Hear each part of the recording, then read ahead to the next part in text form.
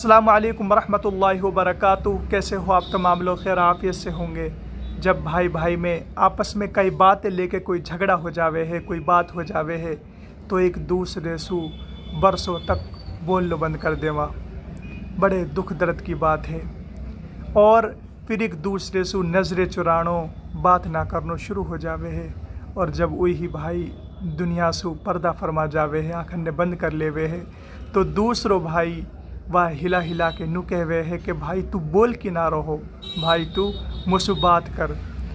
दुख दर्द या बात को ना है वो बोल का इलू ना रहो। दुख दर्द तो या बात को है कि जब वो तोसु बात करना चाह रहो, तोसु बोलना चाह रहो, तो तेने वासु नज़रें चुरा ली, वासु बात ना करी। मेरे भाई समझो, अपने भाई ये समझो।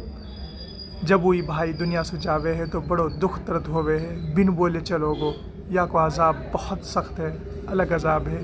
तो मेरे भाई मेरी ये वीडियो पे गौर देवा, जितना हो सके शेयर करा और आपस में एक दूसरे में इख्तिलाफ पैदा ना करा। हाथ जुड़वाई सु मेवात के अंदर यूँ बहुत ज़्यादा रिवाज हो गो है, एक दूसरे आपस में बोलना बहुत जल्दी बंद करवावा और बोलन ना देवा।